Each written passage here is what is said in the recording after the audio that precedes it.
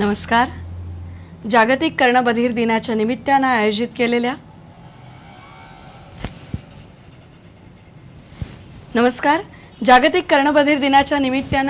केलेल्या नमस्कार मंडळीच्या विशेष कार्यक्रमात मी अरुंधती भालेराव आपल्या सर्व रसिकांचं दर्शकांचं मनपूर्वक सहृदय सहर्ष स्वागत करते.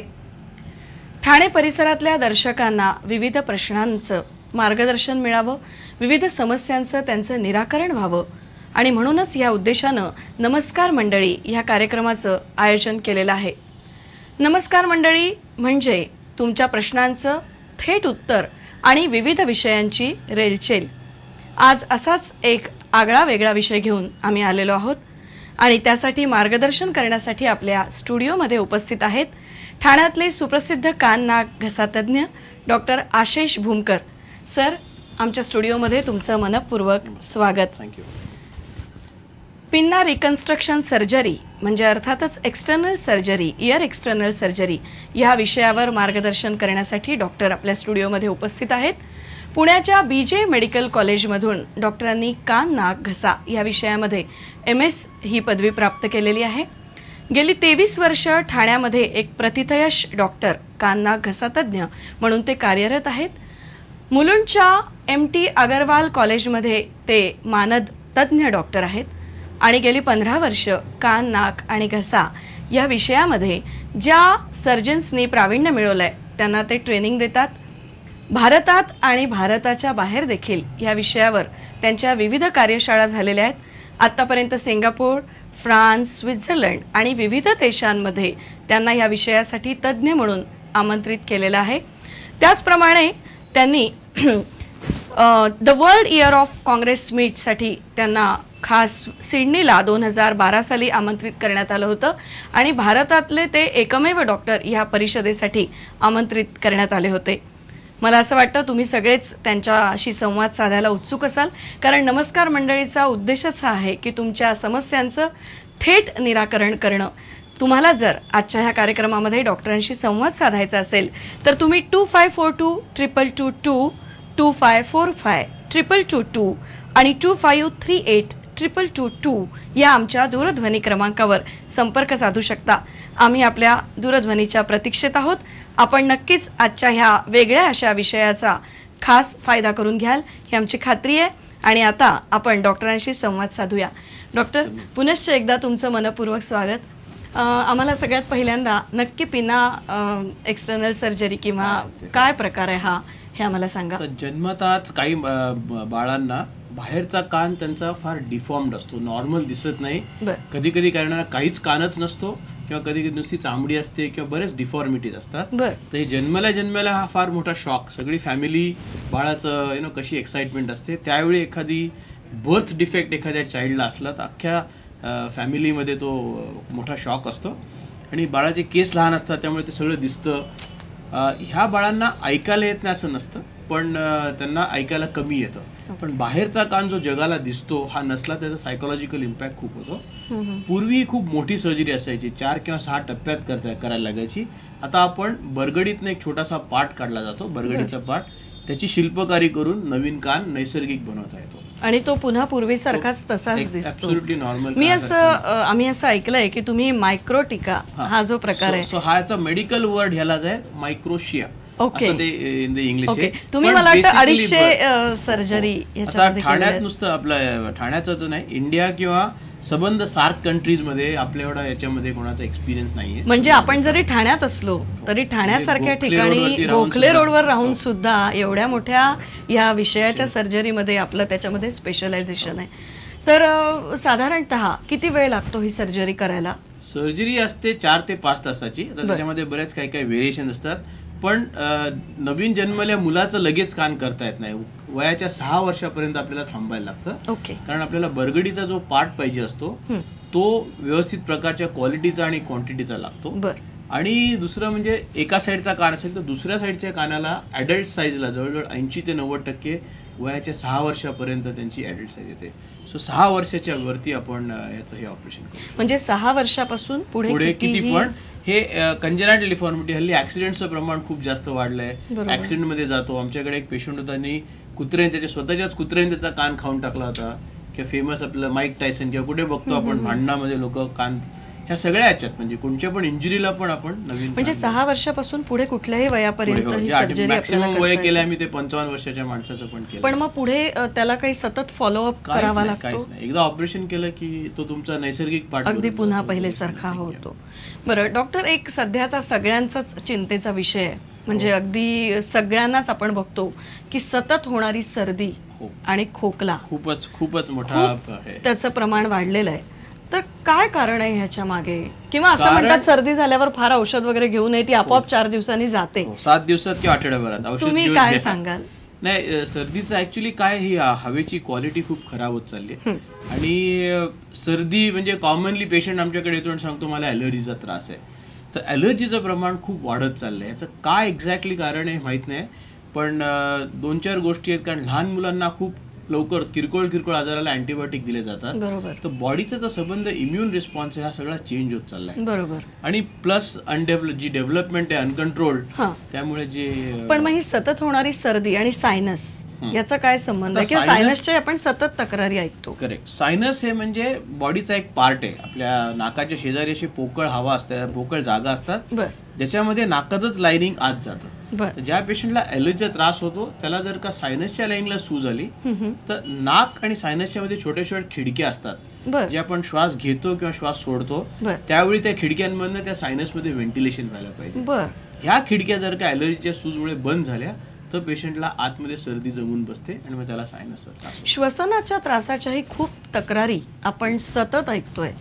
तर काय तुम्ही त्याच्याबद्दल काय सांगाल? आता ऍक्च्युली ना, एक सर्वात साधी जी आणि जी अशा मीडियम मधनं ज्याला आपण पेशंटला खूप फायदा देऊ शकतो, की बरेच पेशंट सकाळी उठल्या त्यांना खूप शिंका येतात. बरोबर. आणि मग त्यांचा गैरसमज असतो, बाईचं अडचण आहे, पाण्यात हात घातला तर, जमिनीवर मी पाय ठेवला तर, हे केलं तर मला खूप शिंका येतात, 20 शिंका येतात, 50 शिंका येतात. ह्या जनरली आपल्या उशीच्या आभऱ्यामध्ये डस्ट माइट्स म्हणून काय असतात, त्यांच्यामधनं एक प्रोटीन तयार होतो. पण रात्रभर झोपतो त्या नाक आपलं उशीत असतं, रात्रभर ती ॲलर्जी नाकात जाते आणि सकाळी उठून जे शिंकतात ह्यांना युजली डस्ट माइटची ॲलर्जी असते. अशा पेशंटनी त्यांचे उशीचे आभरे साध्या डिटर्जंटनी हे प्रोटीन जात नाही, 60 ते 80 डिग्री सेंटीग्रेड मध्ये उशीचा आभरा धुवा त्यांनी एव्हरी ऑल्टरनेट डे किंवा काय, तर हे सर्दी मुक्त होतात. ही जी ॲलर्जी आहे सकाळच्या उठून शिंकांची जी ॲलर्जी आहे ही 70% लोकांमध्ये डस्ट माइटमुळे असते.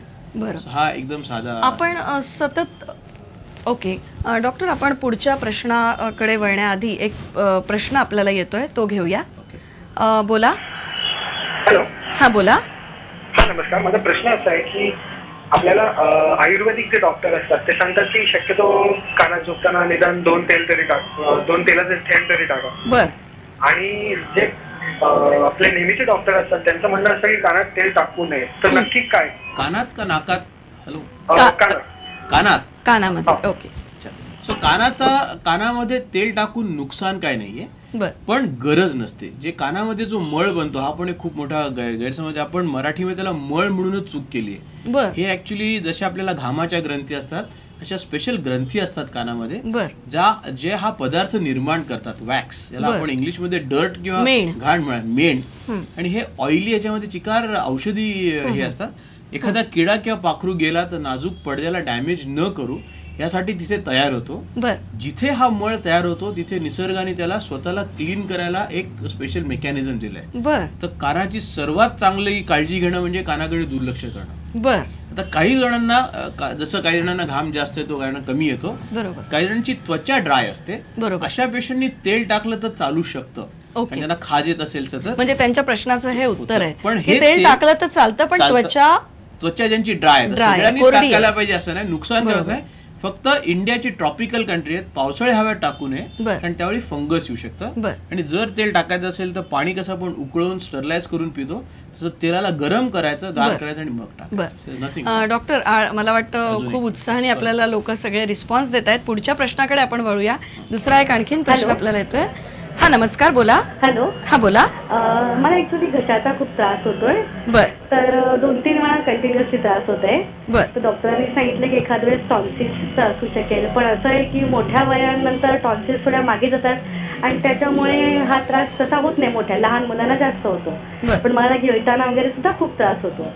तर याचं काही कारण असू शकेल? वय किती आहे मला यांचं तुमचं वय किती आहे? माझं वय आहे 38 वर्ष. 38 वर्ष. बरोबर. आता 38 वर्षाचा त्यांचा पॉईंट बरोबर आहे. युजली हा टॉन्सिलचं पण इन्फेक्शन असतं हे जनरली लहान मुलांमध्ये जास्त असतं. टॉन्सिलच्या ऑपरेशनची बिलकुलच गरज पडत नाही, फारच क्वचित पडते. खूप चांगले औषधं आले आहेत आणि एखादं इन्फेक्शन पण ज्या घशाच्या इन्फेक्शनमध्ये तुम्हाला 102-103 ताप येत नाही किंवा स्वतःची लाळ गिळायला सुद्धा त्रास होत नाही, तो टॉन्सिलचा त्रास असण्याची शक्यता खूप कमी आहे.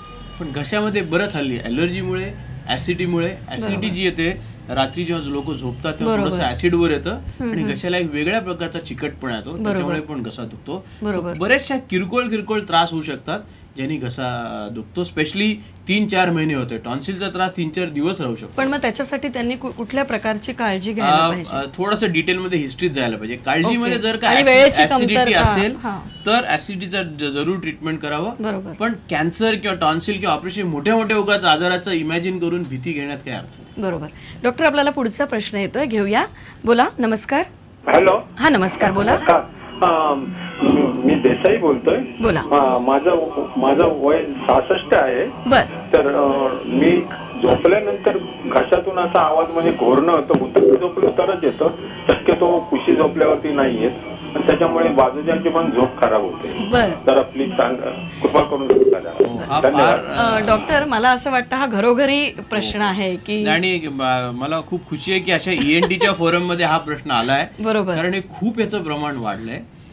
परत काय एक्झॅक्ट कारण नाही पण भयंकर प्रमाण वाढलंय आणि या स्नोरिंगचा आवाजाचा एक सोशल पार्ट आहे. बरोबर. पण 8 तास जे आपल्याला व्यवस्थित ऑक्सिजन मिळायला पाहिजे, बॉडीचं मेंटेनन्स डिपार्टमेंट सर्वात चांगलं काम करायला पाहिजे, ते कमी होतं. आणि अशा पेशंटला ब्लड प्रेशरचे त्रास, डायबिटीसचे त्रास वगैरे यांचं प्रमाण वाढतं. पण इथे मी थोडंसं विचारते की घोरण्यासाठी काही असं आहे का की मध्ये असं आम्ही ऐकलं होतं की घोरण्यासाठी नाकाला पट्टी आपल्याला लावता येते, तर खरंच त्याचा परिणाम होतो का किंवा त्याचे काही साईड इफेक्ट्स आहेत? साईड इफेक्ट्स काहीच नाहीत, पण असं अनफॉर्च्युनेटली याचे इफेक्ट्सही नाही आहेत. त्यामुळे साईड इफेक्टचा प्रश्न फार क्वचित. काही लोकांचं नाक अगदीच लवचिक असतं, ते फोर्सफुली जेव्हा आपण श्वास घेतो तेव्हा तो नेझल व्हॅल्व्ह असतो, तो कोलॅप्स होतो. पण हा 1% लोकांमध्ये पण नसतो. पण मग घोरण्यावर काही उपाय नाही? खूप उपाय आहे, खूप उपचार आहेत घोरण्यामध्ये. इनफॅक्ट ते एक सब स्पेशालिटी आता नवीन तयार होते आणि आपल्या हॉस्पिटलमध्ये सगळी सोय आहे. सर्वात पहिले घोरण्याच्या पेशंटला 2 टेस्ट करायला लागतात. एक तर घोरतो का माणूस, जे बासरी आपण कुठेतरी एखादं ऑब्स्ट्रक्शन आलं श्वास नलिकेला तर तो आवाज येतो. आपली छोटी जीभ जी आहे ती टाळूची, ती हल्ली की तो असा आवाज येतो, तो आवाज त्याच्यात येतो. पण ऑब्स्ट्रक्शन आलं एअरवेला तर ते कोणत्या लेवलला ऑब्स्ट्रक्शन आहे, किती प्रमाणात आहे. आणि हल्ली आपल्या हॉस्पिटलच्या तर्फे आपण सोय केली आहे की टेक्निशियन तुमच्या घरी जातात आणि तुम्ही रात्री झोपायच्या अगोदर तुम्हाला 2-3 छोटे मशीन लावतात आणि तुमच्या स्नोरिंगचं रेकॉर्डिंग केलं जातं. नुसतंच आवाजाचं नाही, तुमचं ऑक्सिजन किती वर खाली जातोय, किती सेकंदासाठी तुमचं ऑक्सिजन थांबतोय, हे सगळं करून मग पुढे बरेच उपचार आहेत. धन्यवाद. आपल्याला पुढचा प्रश्न येतोय, घेऊया. हा, नमस्कार. बोला. हॅलो. हा, बोला. ऍसिड आता ते म्हणत होते रात्री बाहेर पडतो, उपाय काय? आणि आपण कानात तेल घालतो तर काही वेळेला खूप कंड सुटते, निघत तर काही नाही, अशा वेळेला काय करायचं? या 2 गोष्टीबद्दल मला सांगा. तुमचा पहिला प्रश्न पुन्हा एकदा सांगा. पहिला प्रश्न असा आहे की ऍसिड रात्री बाहेर पडतो, ऍसिड, तर त्याला उपाय काय? दुसरं म्हणजे कानाला भरपूर कंड सुटते, मळ तर येत नाही, त्याच्यावर उपाय काय? थँक्यू. ओके. तर कानाला कंड सुटणं हे कानाच्या स्किनची अलर्जी सुद्धा असू शकते. त्याच्यासाठी त्यांना तपासून अलर्जीची ट्रीटमेंट घ्यायला लागते. युजली तेल टाकून, ही जी एक भावना असते लोकांची की काय टाकलं कानात तर काहीतरी बाहेर येईल. इथे मला एक उपप्रश्न आहे, अलर्जी जाणून घेण्यासाठी काही तपासणी आहे का किंवा काही चाचणी आहेत का? त्याच्यामध्ये पण खूप सोफिस्टिकेशन झालंय. 220 आयटमच्या साध्या स्किनच्या टेस्टने आपल्याला अलर्जी, कसली अलर्जी आहे हे कळू शकतं. आणि जर ते कळालं, त्याचं प्रमाण कळतं. इनफॅक्ट इथे इतकं सोफिस्टिकेटेड झालं की कोणत्या महिन्यामध्ये तुम्हाला अलर्जी व्हायची शक्यता आहे हे सुद्धा त्या साध्या टेस्ट. म्हणजे आता त्यांनी जो प्रश्न विचारला की कानाला खास सुटते, तर ते सुद्धा आपल्याला निदान या चाचणीच्या माध्यमातून करता येतं. बरोबर. ऍसिडचं करायचं काय, थोडंसं डाएट मध्ये त्यांना मॉडिफिकेशन करायला पाहिजे. खूप उशिरा जेवून लगेच झोपायला नाही पाहिजे, 1.5-2 तास अगोदर. आणि जर का फारच त्रास असेल तर ऍसिडीच्या गोळ्या कमीत कमी 3 आठवडे घ्यायला लागतात. डॉक्टर, धुळीची ॲलर्जी हा खूप ही सध्या खूप जाणवणारी समस्या आहे. अगदी जवळपास सगळ्यांना धुळीचा त्रास होतो. तर मला वाटतं आपण ह्या प्रश्नाकडे वळूया. आधी एक फोन घेऊया. फोन येतोय आपल्याला. हा बोला. ऍक्च्युली आमच्याकडे माझ्या सासऱ्यांना असा त्रास आहे की रात्री झोपल्यानंतर तो थोड्या वेळात अर्ध्या झोपेत ठसका लागतो आणि त्यानंतर मग त्यांना श्वास बाहेरही सोडता येत नाही, आतही घेता येत नाही. हे कशामुळे होत असेल? एकदम कोंडल्यासारखी स्थिती होऊन जाते. बरोबर. हे एक्झॅक्टली काय कारण असू शकेल? हा, तुम्ही तुमचा प्रश्न कळलेला आहे. हा जो प्रश्न आहे हा एक्झॅक्टली हा ऍसिडिटीचा रिफ्लक्स म्हणतात.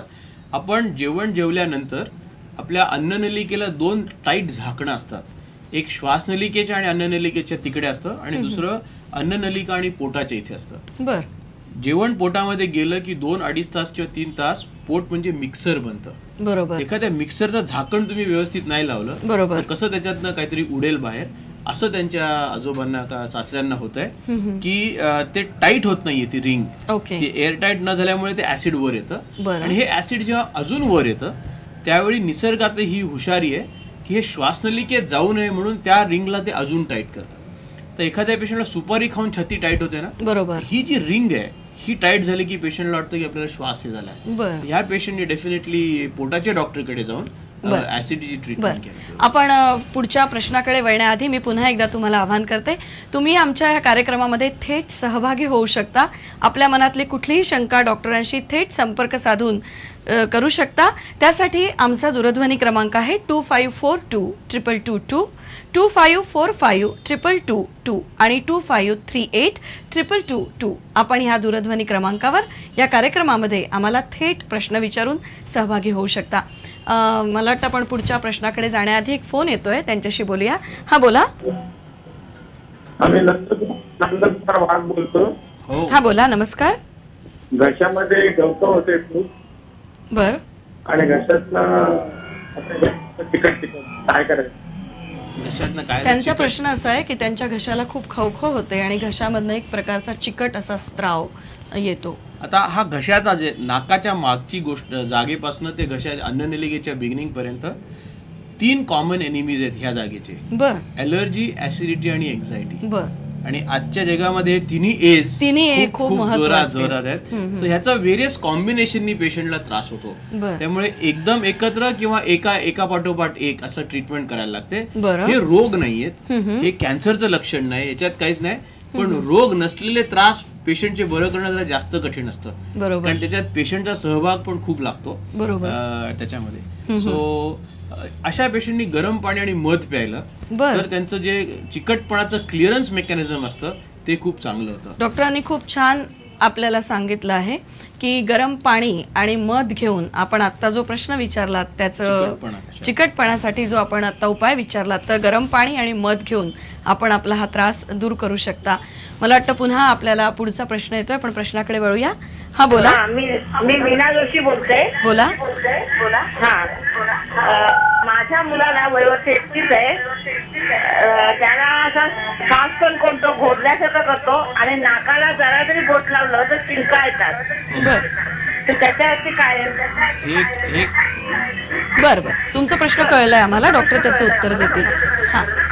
हे क्लासिक ॲलर्जीचं लक्षण आहे. जे त्यांना हे होतं नाकाच्यात, त्यांना थोडंसं गुदगुली किंवा खाज येते, त्यामुळे विचित्र आवाज करून जसं आपण बोटाने कुठे पण शरीराला खाजवतो तसं ते आतल्यात खाजवायचा प्रयत्न करतात. आता 21 वर्ष, जनरली 10-11 वर्षाच्या मुलांना कळत नाही काय करावं, ते मग नाकाचा विचित्र शेप करतात. शाळेमध्ये टीचर कंप्लेंट करते. पण हा ॲलर्जीचा प्रकार आहे. सध्या त्वरित त्याच्यासाठी अँटी ॲलर्जी गोळ्या घ्याव्या, पण नंतर योग्य वेळी त्यांनी येऊन ॲलर्जीची टेस्ट करून ॲलर्जी मुळापासून ट्रीट करून टाकावी. कारण त्या गोळ्या खाऊन खाऊन महिने वर्षानुवर्ष केस कमी होतात, वजन वाढतं, ह्या बऱ्याच काही गोष्टी होतात. बरोबर. मला वाटतं डॉक्टर आपण पुढच्या माहितीकडे जाण्याआधी पुढचा प्रश्न घेऊया. हा नमस्कार. बोला. नमस्कार. पाटील बोलतो, जे पाटील बोलतो गायकवाडवरून. हा बोला.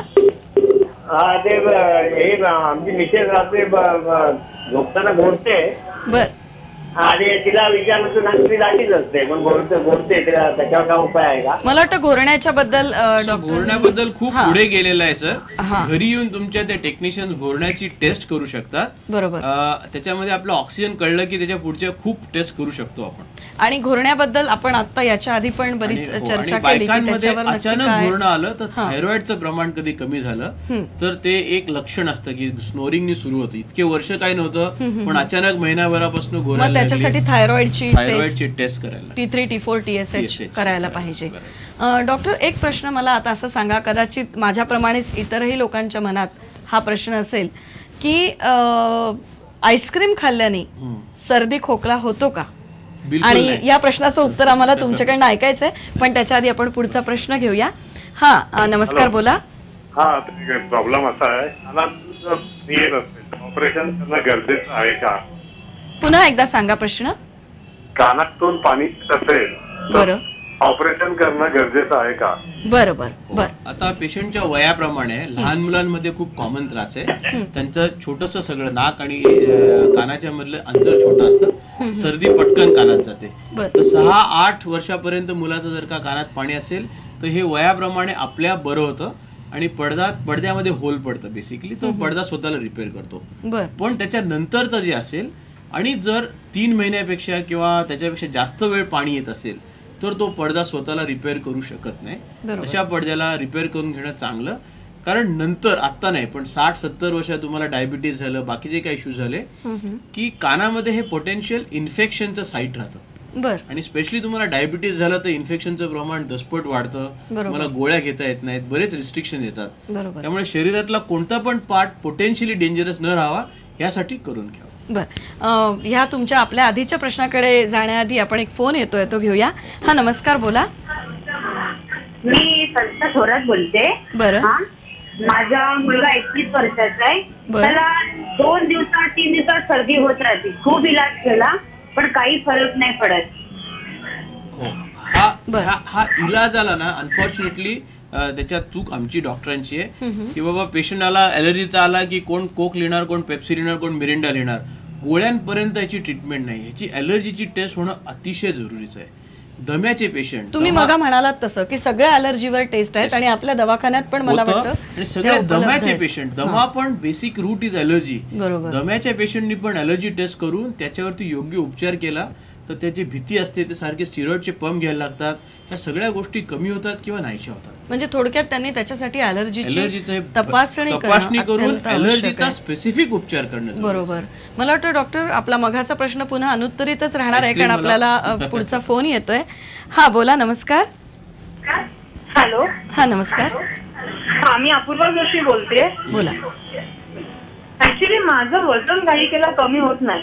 मी खूप डायटिंग करते, मी बरेच व्यायाम करते, जिमला जाते, सगळं काही प्रयत्नशील करते, पण माझं वजन कमी नाही होत.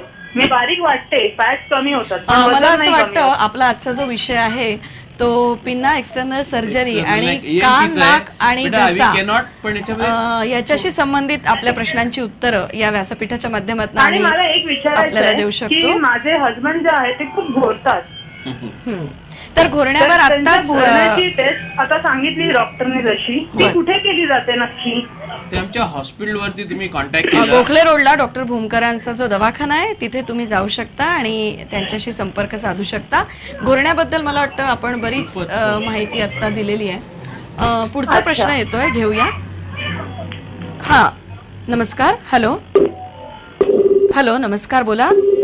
हा, मी श्वेता रायगड बोलते. हा, बोला. माझ्या मिस्टरांचं मला विचारायचं होतं. त्यांना म्हणजे सर्दीचा खूप त्रास होतो. ड्रायव्हिंग जरी केलं ना तर लगेच सर्दी पकडते त्यांना. आणि तसं त्यांना कामावर गाडीवरच जावं लागतं. गाडी जरी गेले कधीसाठी तर सर्दी एवढी होते का 2-3 दिवस जातच नाही. थोडक्यात त्यांच्या मिस्टरांचाही तोच पुन्हा त्रास आहे सर्दीचा, आणि तुम्ही मग सांगितलं की ॲलर्जीची टेस्ट करायला पाहिजे. आता एक तुम्ही मगाशी मला आईस्क्रीम बद्दल विचारलं, माझाच पकडून मी सांगतो. बरोबर. सर्दी जी होते ही टेम्परेचरची होत नाही.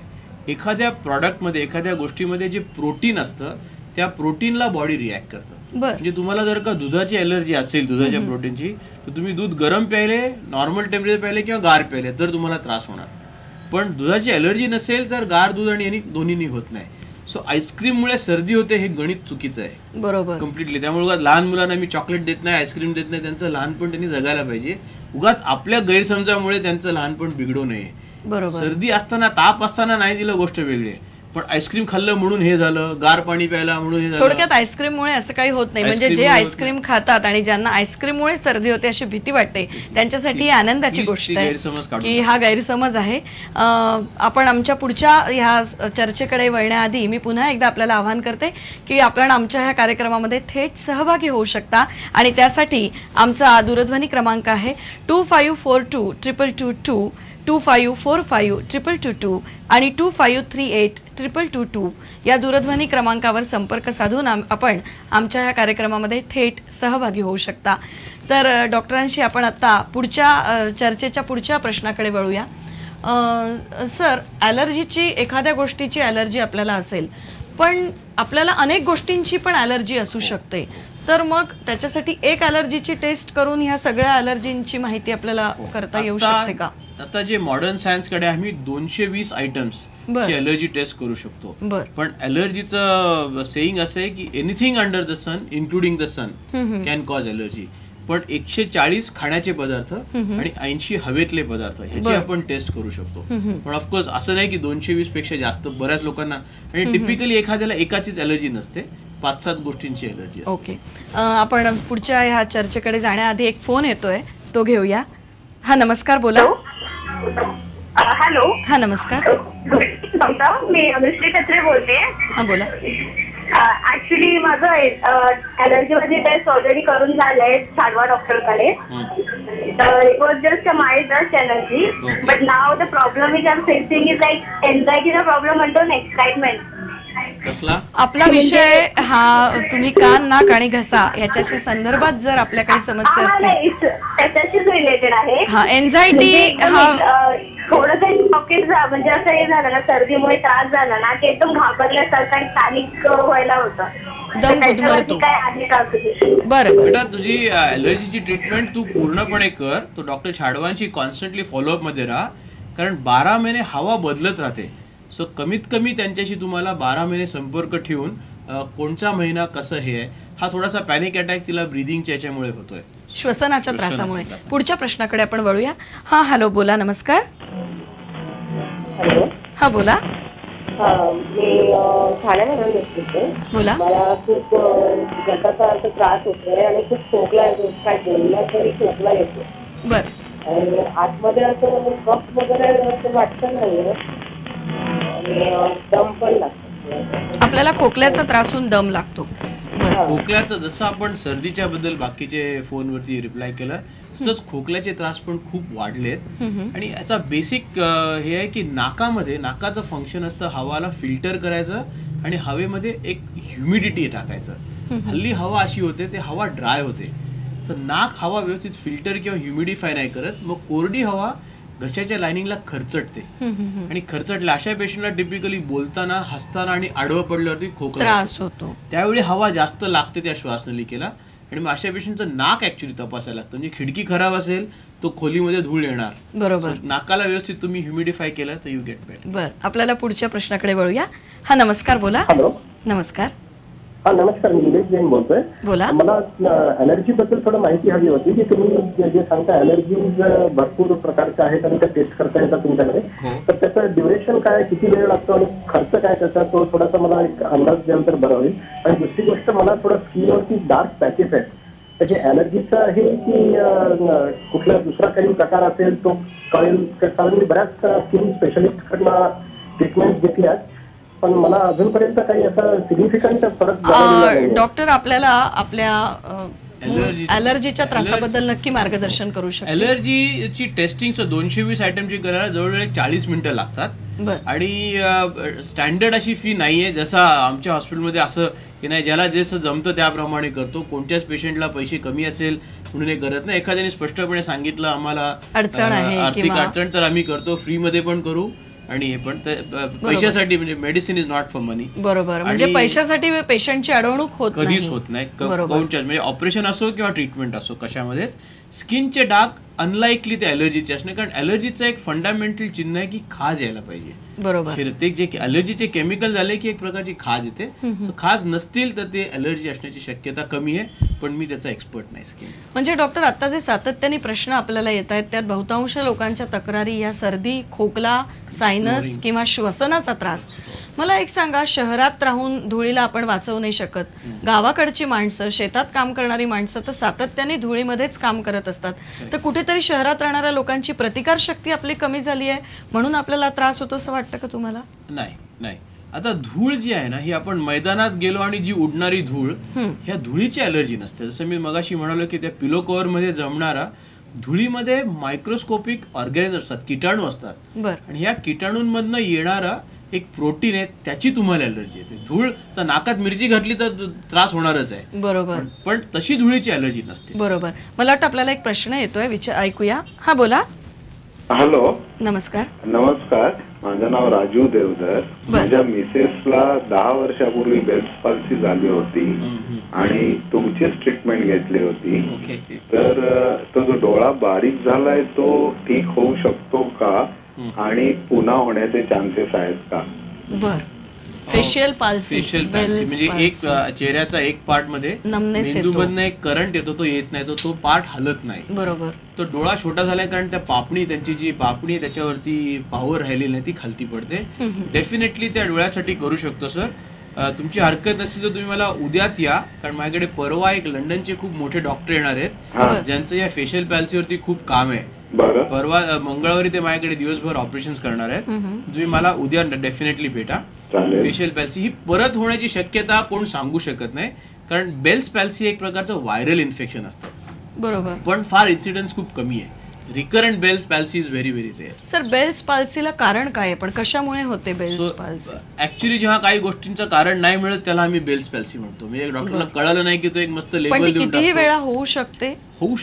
काही जणांना होते. पण मग त्याच्यासाठी काय काळजी घ्यायला पाहिजे? रिपीटेड झाली तर युजली ट्युमर असतं. तुमच्या त्या चेहऱ्याची जी नस असते, फेशियल न, त्याच्यावरती कुठेतरी सूज यायला सुरुवात होते आणि अधूनमधून सूज वाढते. त्यावेळी तुम्हाला त्या पेशंटला MRI स्कॅन वगैरे करायला लागतो. पण एकदा झालं तर काळजी करण्याचं कारण नाही. पण पुन्हा होऊ नये म्हणून काय काळजी घ्यायला पाहिजे? अनफॉर्च्युनेटली आपल्या हातात असं काहीच नाही. काय प्रत्येकाच्या त्या नर्व मध्ये नॉर्मल एक व्हायरस असतोच, तो काही कारणामुळे कधी कधी ऍक्टिव्हेट होतो. मला वाटतं सर, तुमच्याकडनं आज आम्हाला खूपच छान अशी माहिती मिळाली. Pinna surgery, external year surgery हे तुमचं खास वैशिष्ट्य आहे आणि गोखले रोडवर राहून ठाण्यासारख्या शहरामध्ये आज तुम्ही याच्यावर खूप काम केलंय.